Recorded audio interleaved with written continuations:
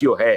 अगर ये है तो अब डॉक्टर अमिताभ बनर्जी बताएंगे कि ये कितना खतरनाक है। डॉक्टर बनर्जी, अगर ये रेशियो है या आपके पास कोई कोई दूसरा रेशियो है क्या जो आपके जानकारी में हो? मैंने भी निकाला था। ऑस्ट्रेलिया पहले मॉनिटर कर रहा था। ऑस्ट्रेलिया के डेटाबेस से 1/800 उन्होंने कंफर्म किया था कि अगर 800 लोगों को वैक्सीन देते हैं तो एक को सीवियर साइड इफेक्ट होता है। और उन्हीं के डेटा में, क्योंकि ऑस्ट्रेलिया में शुरू शुरू में एस्ट्राजेनेका और mRNA वैक्सीन दोनों चला था, तो उनके जो एस्ट्राजेनेका के जो एडवर्स इवेंट्स रेट्स थे 2 to 3 टाइम्स ज्यादा थे। चलो हम मान लेते हैं 1/800 है, और हमारे कंट्री में हम मान लेते हैं 100 करोड़ को दिया है। तो अगर 1/800 को सीवियर साइड इफेक्ट है तो 12,50,000 लोगों को सीरियस साइड इफेक्ट का संभावना है। ये हमने अभी कैलकुलेशन किया है कि 800 में अगर हम 100 करोड़ को लगाएंगे तो 12,50,000 लोगों को सीरियस साइड इफेक्ट है। जबकि इतने तो शायद डेथ्स भी कोविड से नहीं हुए हैं। हालांकि कोविड डेथ्स भी ओवर एस्टिमेटेड है, जिसका भी आरटीपीसीआर पॉजिटिव है उसको कोविड डेथ कर दिया। तो ये आंकड़े हैं। और एक ये जो यूके का जो डेटा है, कोर्ट में जो केसेस चल रहे हैं, उन्होंने 163 केसेस एडमिट किए हैं deaths and severe side effects के। 163 में से 158 आर ड्यू टू एस्ट्राजेनेका। तो मतलब 96.93% of severe side effects in UK are due to AstraZeneca. और ये तो स्टार्टिंग में ही पता चल गया था जब एस्ट्राजेनेका रोल आउट हुआ था कि that is many much more severe side effect compare to mRNA।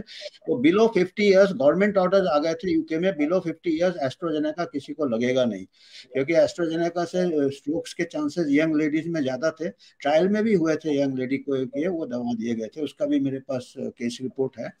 इसके अलावा कई यूरोपियन कंट्रीज में एस्ट्राजेनेका को सस्पेंड कर दिया गया था बिकॉज ऑफ दिस। और ये बहुत पहले पता चल गया, ये 2 साल पहले 21 देशों में बैन किया गया। European countries, most of the European countries like right. Holland, even UK. क्योंकि असीम मल्होत्रा, आपको याद होगा फरवरी में जब आए थे पिछले साल, उन्होंने इकोनॉमिक टाइम्स में भी अपना स्टेटमेंट दिया था। उन्होंने ये भी चेतावनी भी दिया था भारत सरकार को कि आप कोविशील्ड क्यों इस्तेमाल किए कर रहे हो, क्योंकि यूके में जहाँ बना है वहीं पे इसको सस्पेंड कर दिया गया है।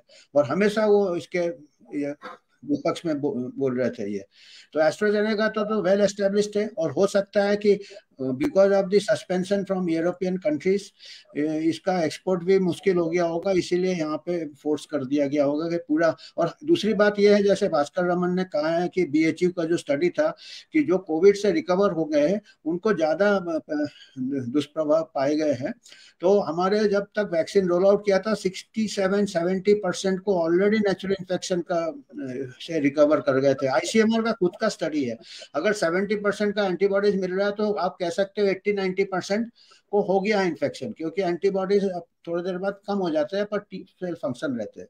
तो हमारे को तो जब रोल आउट किया था तभी हमारे को majority of Indians 80% Indians had the natural immunity. तो इसके ऊपर अगर आपने वैक्सीन रोल आउट किया है तो ये तो कॉस्ट भी बहुत है, 130,000 करोड़ खर्चा किया है वैक्सीन फर्स्ट फेज में ही। तो काफी तरह से ये मिसमैनेज हुआ है। जो हमारे हेल्थ इकोनॉमिक्स थे, हेल्थ पॉलिसी वाले थे, या जो साइंटिस्ट थे, उन्होंने इसको ठीक से नहीं ये कॉस्ट बेनिफिट किया या इवन रिस्क बेनिफिट किया। दो चीज होता है, एक तो कॉस्ट बेनिफिट होता है हेल्थ इकोनॉमिक्स, और दूसरा होता है रिस्क बेनिफिट, जो इंडिविजुअल को कितना, अभी 12 लाख के ऊपर, और हमारे यहाँ 50 ईयर्स के नीचे मेजोरिटी पॉपुलेशन है, 80% पॉपुलेशन हमारा 50 ईयर्स के नीचे है। सोचिए आप कितना नुकसान हुआ है जहाँ की नहीं तो अब डॉक्टर साहब, अमेरिका में फाइजर के ऊपर आरोप लग रहा है कि उन्होंने पूरे डेटा को के साथ घालमेल किया, डेटा पब्लिश नहीं किया, कोई ट्रायल के पहले